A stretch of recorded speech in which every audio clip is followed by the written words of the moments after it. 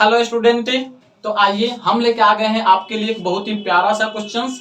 और आज के क्वेश्चंस में देखिए क्या सीखने वाले हैं। एक हेक्सागोन है और इसके कॉर्नर पे चार्ज रखा हुआ है। यहाँ पे प्लस क्यू चार्ज है, यहाँ पे प्लस क्यू, यहाँ प्लस क्यू, यहाँ माइनस क्यू, यहाँ माइनस क्यू और यहाँ पे माइनस क्यू। और आपसे पूछा है कि जहां पे इसके डायगोनल इंटरसेक्ट करते हैं, मतलब इसके सेंटर पे,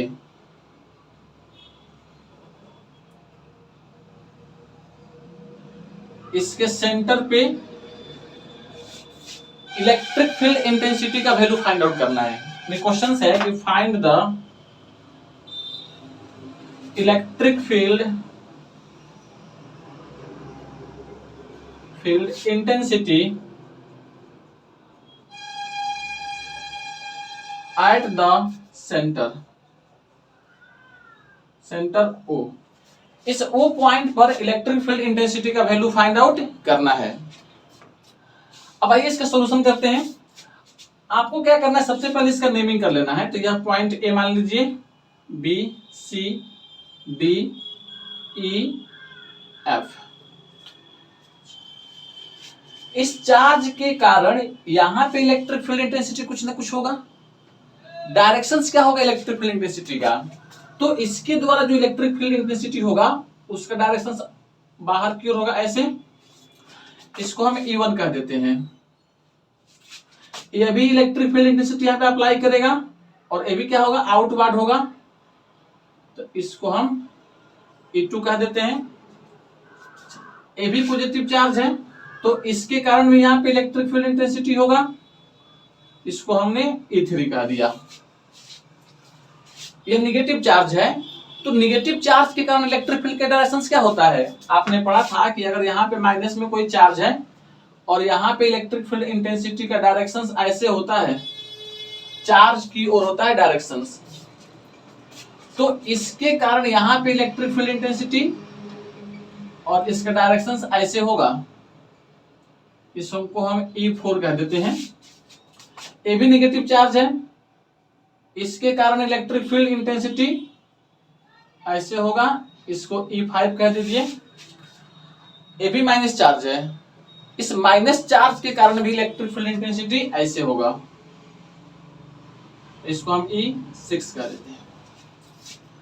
अब आप इसको ध्यान से देखिए तो एक पॉइंट पर 2 2 2 यानी 6 इलेक्ट्रिक फील्ड इंटेंसिटी अप्लाई हो रहा है इस पॉइंट पर। और इस पॉइंट को आप थोड़ा हम ऐसे बना देते हैं। देखिए यहां पे इलेक्ट्रिक फील्ड इंटेंसिटी 2 है, E1 और E4, E1 एंड E4। यहां पे एक इलेक्ट्रिक फील्ड इंटेंसिटी अप्लाई हो रहा है ऐसे, ए वाला, E2 और E5। फिर यहां पे इलेक्ट्रिक फील्ड इंटेंसिटी अप्लाई हो रहा है ऐसे, E3 एंड E6 ऐसे। अब आइए E1, E2, E3 का वैल्यू निकाल लेते हैं। E1, E2, E3 का वैल्यू निकालेंगे तो वैल्यू क्या आएगा, चार्ज Q1 के कारण यहां पे electric field intensity Q1 equal to KQ बटे A से O, तो A से O का स्क्वायर। ये फॉर्मूला होता है, आपने पढ़ा था कि कोई भी अगर पॉइंट चार्ज है r डिस्टेंस पर, इलेक्ट्रिक फील्ड इंटेंसिटी का वैल्यू कितना, KQ बटे R स्क्वायर। उसी फॉर्मूला से हम लिखे हुए हैं। इसी प्रकार से करिएगा तो E2 का वैल्यू कितना हो जाएगा, KQ बटे B से O का स्क्वायर। देखो यहां से ये B से O का डिस्टेंस है। E3 का वैल्यू निकालिएगा तो ये भी चलाएगा KQ बटे O से C का स्क्वायर। E4 का वैल्यू निकालिएगा, इसके कारण इलेक्ट्रिक फील्ड इंटेंसिटी। अब कुछ बच्चे यहाँ पे गलती क्या करते हैं कि माइनस लिखेंगे, ठीक है, तो माइनस नहीं लिखना है। क्यों, क्योंकि हम इसका मैग्नीट्यूड निकाल रहे हैं ना, electric field intensity vector quantity है तो इसका मैग्नीट्यूड निकाल रहे हैं। तो इसमें क्या होता है, ओनली पॉजिटिव होता है। तो Q बटे और D से O का स्क्वायर। E5 इक्वल टू हो जाएगा ऐसे के क्यू बट्टे ई से ओ का स्क्वायर। और उसी प्रकार से क्या लिएगा, तो ई यहाँ पे 6 का वैल्यू चलाएगा, के क्यू बट्टा ओ से एफ का स्क्वायर।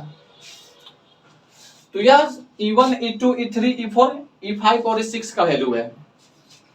अच्छा, इसको ध्यान से देखो, तो A से O बराबर B से O से C, D से O, ये सभी आपस में बराबर होता है। तो हम कह सकते हैं बट A से O बराबर B से O, C से O, D से O बराबर है E से O बराबर O से F। ये सभी आपस में बराबर है, तो E1 E2 E3 E4 E5 और E6 भी आपस में बराबर होगा, क्योंकि ऊपर वाला क्वांटिटी तो सबका बराबर है और नीचे वाला भी बराबर हो गया। तो हम कह सकते हैं, इसलिए अच्छा यहाँ पे दिख रहा है आपको, ओके, इसलिए कह सकते हैं यहाँ पे कि E1 बराबर E2 बराबर यहां से E3 E4 बराबर E5 बराबर E6, इसको मान लीजिएगा अपने मन से कुछ E, ये सब आपस में बराबर है।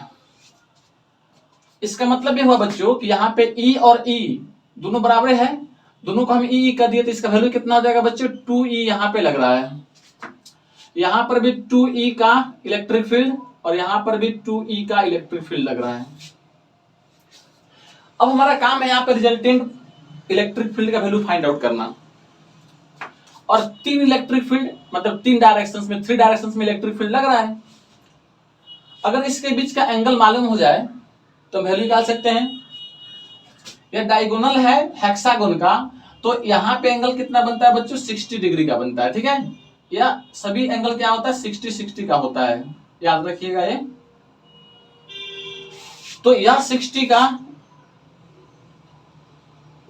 और यह भी कितना का बच्चों, 60 का होगा। तो यह इसके बीच का एंगल कितना हो जाएगा, ये दोनों के बीच का, इसके और इसके बीच का एंगल 120 का। देखिए, अगर कोई दो वेक्टर इक्वल वेक्टर ऐसे ए भी ए हो, ए भी ए हो, और दोनों 120 डिग्री के एंगल पे हो, तो इस पॉइंट पर रिजल्टेंट का वैल्यू कितना होगा, यह R इक्वल टू आता है ए। सोल्व कीजिएगा तो इतना ही आएगा।